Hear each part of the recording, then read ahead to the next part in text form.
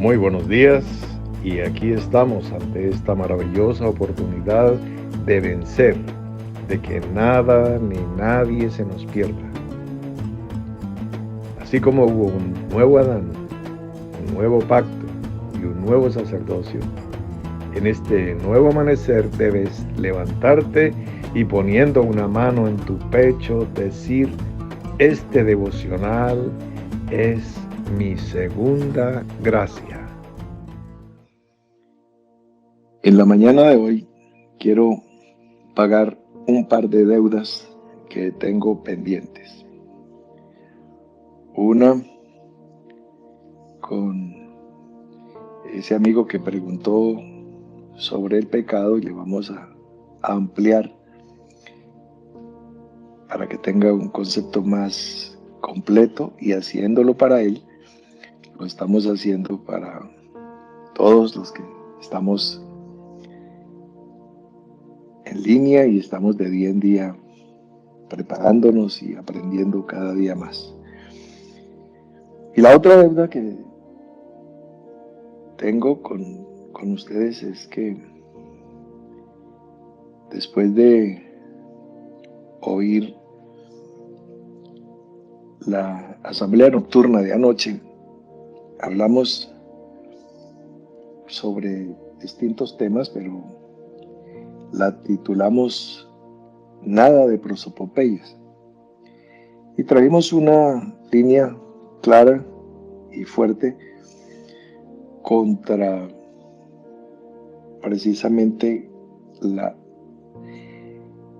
injusticia que se hacía cuando se tenían favoritismos y preferencias de tipo personal, lo que la escritura llama acepción de personas. Entonces, discriminar a alguien por su condición socioeconómica, o por su preferencia sexual, o por su raza, o por su edad, o por lo que sea, es de suyo algo que va exactamente en contravía de lo que significa la espiritualidad. Te estorba, te bloquea, te neutraliza. Estás borrando con el codo lo que haces con la mano. Esta palabra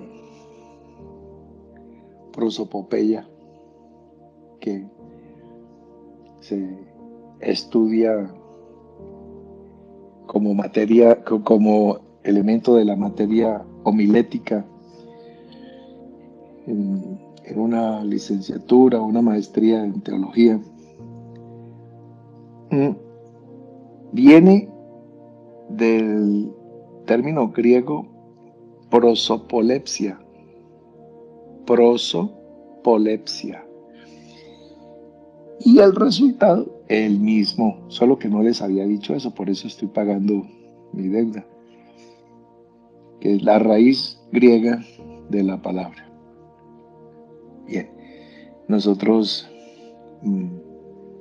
manejamos en el español, pues, muchísimas raíces del latín, del árabe, del griego, muchas raíces extranjeras, y pues por eso es muy bueno explicarlas sin complicaciones, sin ir a enredar la pita, pero eso es lo que significa. Entonces, bueno, ya tenemos eso claro, ya pagué mi primera deuda. Ahora veamos. Vamos a hablar un poquito del pecado en esa temática.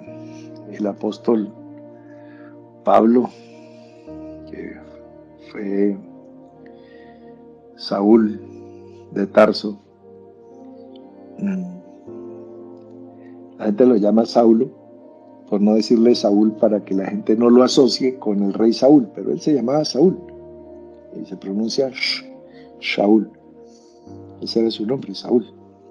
Antes de ser Pablo era Saúl, como el rey Saúl, sino que hay nombres que son como proscritos, como malditos. Entonces, nadie quiere poner a un hijo Saúl porque lo asocian con el rey Saúl, y nadie lo quiere poner Judas porque lo asocian con uno de los discípulos del Señor, que para mucha gente es de ingrata recordación. Pero pues Judas, pues, un hermano de Jesús se llama Judas, y un libro de la Escritura es de su autoría y está exactamente ahí, inmediatamente antes de Apocalipsis, y así se llama el libro o la epístola de Judas. Bueno, entonces Jesús tenía un par de hermanos, uno era Santiago y el otro Judas. Ellos eran columnas en la iglesia de Jerusalén, y si eran hermanos de hijos de María o no, no lo vamos a discutir aquí. Podían ser hermanos de padre, en el sentido de padre putativo, si en el caso de que José hubiese sido viudo y hubiera quedado con un par de niños y se casó con la joven virgen Miriam de Nazaret, o sea, María. Y entonces él llegó y aportó esos dos niños, por ejemplo. Eso también podría ser históricamente. ¿Cuáles niños? El niño Judas y el niño Jacobo, o sea, Santiago. Muy bien. Entonces, bueno, decía que hay nombres que la gente se asusta con esos nombres. Bueno, son nombres muy bonitos. Pues Judas significa Judá. Judá es de la tribu de Judá. Entonces, Jesús es el león de la tribu de Judas. Pero nadie dice así porque se oye feo. Pero cuando dicen de la tribu de Judá, se oye elegante. ¿Ves? Entonces, es todo cuestión de semántica y todo está en tu mente. Tus fantasmas, tus miedos, tus demonios, todo está ahí. Pero cuando se enciende la luz, ya las sombras se disipan. Judas es Judá y significa alabanza. Muy bien, pero bueno, el punto no era hablar de nombres. Entonces ya sabes, si tienes un hijo puedes ponerlo Judas y te queda bonito. Te puede pensar lo que quiera. Bueno, escribía el señor Saúl, Rabí Shaul, que posteriormente lo conoceremos como ese apóstol de Jesucristo, que es Pablo de Tarso. No es que fuera casado con la señora Tarso, sino que se dice por su ciudad de origen. Entonces, una persona cuando era oriundo de, entonces Jesús de Nazaret, Pablo de Tarso. Se utiliza ese conector geográfico para ubicarlo y diferenciarlo contextualmente de otros homónimos. Del griego homo, igual, nomos, nombre, la misma nomenclatura, el mismo nombre, lo que llamamos coloquialmente el tocayo. Muy bien. En la ciudad de Cúcuta tengo un amigo que se conoce como el tocayo. Bueno, libro o epístola del apóstol Pablo a los Romanos, capítulo 5. Entonces vamos a leer un poco desde el 12, por ejemplo. Dice así el apóstol: Por tanto, como el pecado entró en el mundo por un hombre, y por el pecado la muerte, así la muerte pasó a todos los hombres, por cuanto todos pecaron. Rumiemos. Como el pecado entró en el mundo por un hombre. ¿Por cuál? Por Adán. Y por el pecado la muerte. Claro, porque la paga del pecado es muerte. Así la muerte pasó a todos los hombres por cuanto todos pecaron. ¿Recuerdan ustedes que estuvimos hablando del siervo de Eliseo que se llamaba Giezi? Y entonces Eliseo le dice: ¿de dónde vienes, Giezi? Sabiendo de dónde venía. Venía de mentir, de sustraer, de aprovechar habilidosamente el trabajar para un profeta para su propio beneficio pecuniario. Y entonces tomó del general sirio Naamán 2 talentos de plata y 2 vestidos finos. Y entonces, pues bueno, ¿qué le dice el profeta? ¿Quieres regalos de el general Naamán? Bueno, te vamos a añadir un plus. La lepra de la cual fue sano, te la deja de herencia. Y en ese mismo instante, Giezi quedó blanco como la nieve.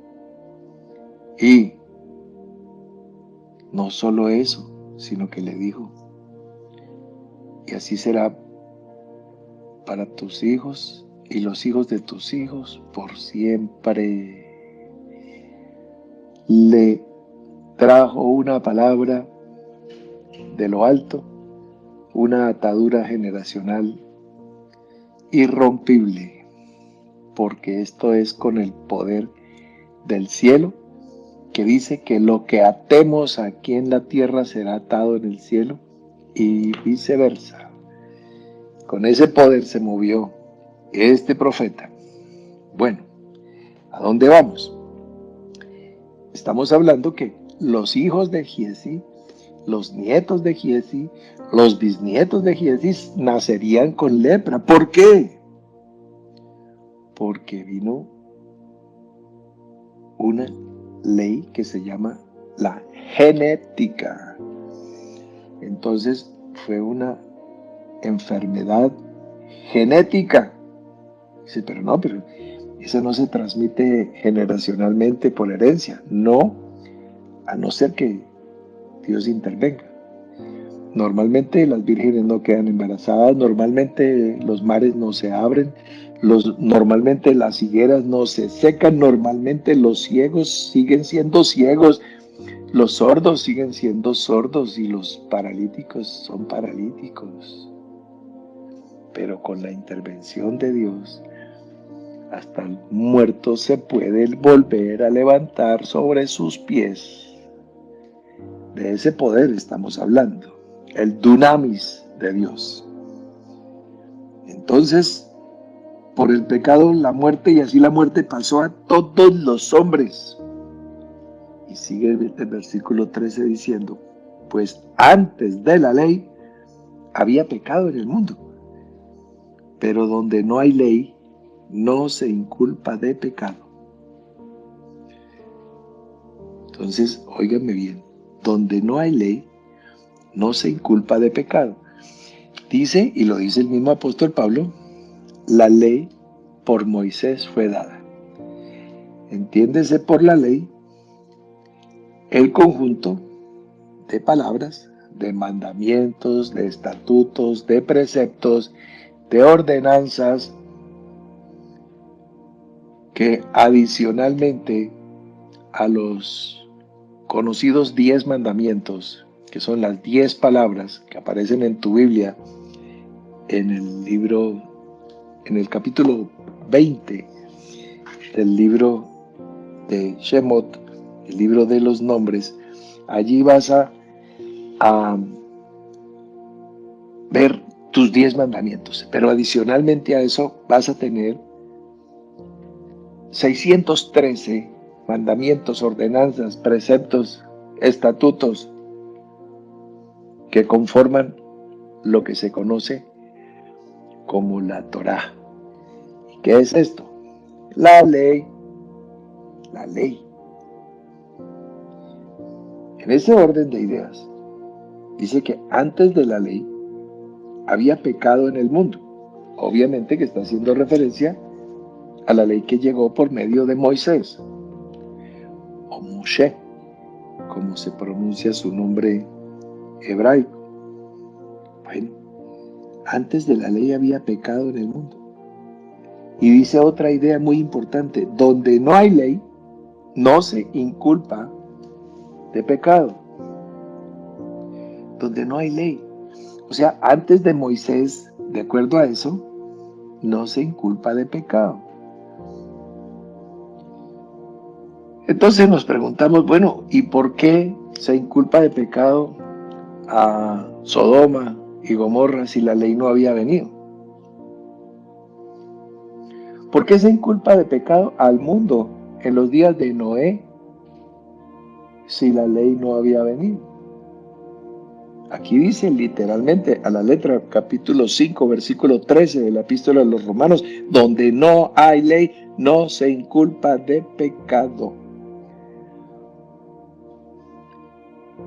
Veamos si lo que sigue, el contexto, nos aclara el texto. No obstante, reinó la muerte desde Adán hasta Moisés, aún en los que no pecaron a la manera de la transgresión de Adán. La muerte reinó. ¿Por qué? Porque se transmitió genéticamente. Es algo muchísimo más sutil que el COVID-19, que se puede transmitir fácilmente por la respiración,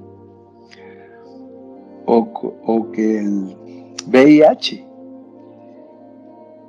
¿verdad? O sea, una relación sexual donde haya un intercambio de fluidos vitales transmite, por ejemplo, el VIH. Es una enfermedad de transmisión sexual. El pecado también. No se inculpa de pecado, pero el pecado se transmite. ¿Sí lo están viendo? Entonces, son personas que, si no tienen un tratamiento adecuado, están condenadas a muerte. ¿Por qué? Porque es un síndrome. Por ejemplo, pongamos el ejemplo de inmunodeficiencia adquirida, sin ningún tipo de refuerzo ni de tratamiento. Es una figura, una tipología. Tu sistema inmunológico se va deteriorando y cualquier asunto viral o bacterial va a tener unas proporciones apocalípticas en un organismo que está devastado en su sistema de defensa, porque tus muros tienen portillos y entonces cualquier enemigo puede entrar y conquistar la salud de tu organismo. De la misma manera, si tú tienes los muros levantados, todos los que habéis sido bautizados en Cristo, de Cristo estáis revestidos. Si tienes ese revestimiento, si tienes esa armadura, no la penetra nada, nada. Es una ciudad amurallada, fortificada, y si tú estás en guardia, pues no hay nada que pueda suceder.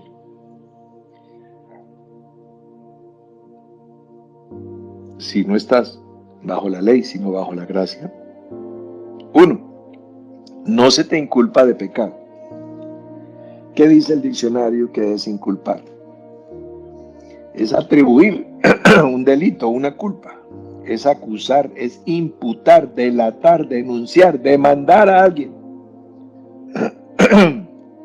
Nadie te está entablando una demanda, nadie te está denunciando. Nadie te está delatando, ni te imputa pecado, ni te acusa, ni te lo atribuye. Al contrario, abogado tenemos para con el Padre, a Jesucristo el justo, el cual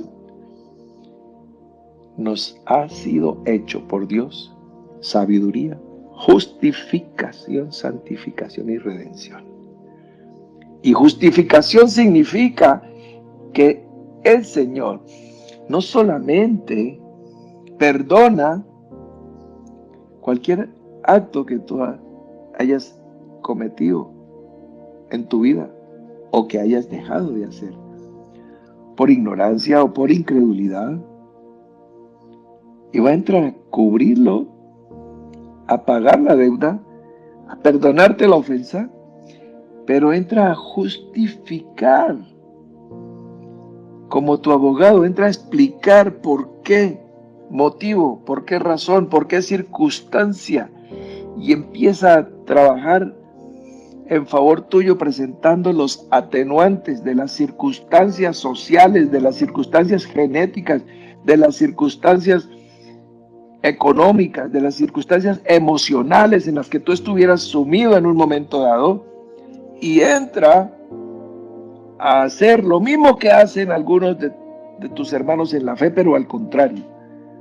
¿Has sentido que cómo te señalan y te acusan y te condenan? Eso mismo hace Jesús, pero al revés, justificándote, explicando ante el tribunal celestial por qué motivo, por qué razón o por qué circunstancia tú estabas en un estado de indefensión, de debilidad, de ignorancia o de incredulidad.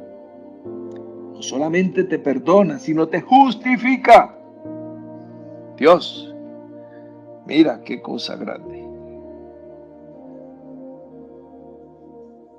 No te inculpa de pecado, aunque lo tengas. Aunque lo tengas, porque el pecado viene siendo una enfermedad de transmisión sexual. ¿Por qué? Porque se hereda una condición caída. Si nuestros padres y nuestros abuelos tuvieran alas, nosotros tendríamos alas. Heredamos la ausencia de alas. Aunque quisiéramos volar, pero no tenemos alas por herencia. Tenemos esa condición por herencia, una condición de caminante.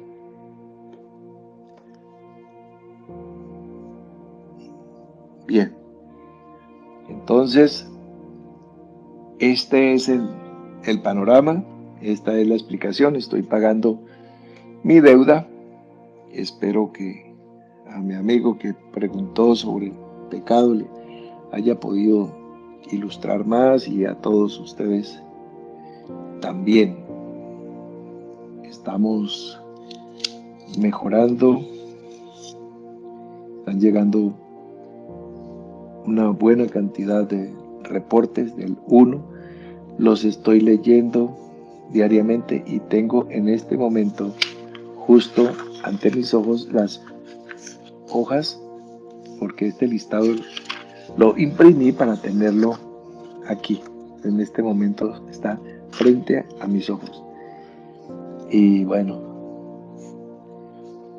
miles de personas nuevas por las cuales ya empezamos a orar desde el domingo pasado. Y lo que viene. Entonces, tú que estás indeciso si entre uno u otra persona, bueno, deja que Dios tome la decisión por ti entonces. Y ya, el primero de los nombres que aparecen en tu lista, en tu corazón o en una hoja de papel, el primero, ese. Ay, pero después pensé, después miramos, pero ese primer nombre es. Y solucionada tu duda, ahí te estoy ayudando un poquito. Bueno, mis amigos, estamos en la mitad de la semana y una semana que nos espera una segunda mitad más bendecida que la primera. Un fuerte abrazo para todos ustedes. Nos encontramos esta noche en nuestra asamblea nocturna.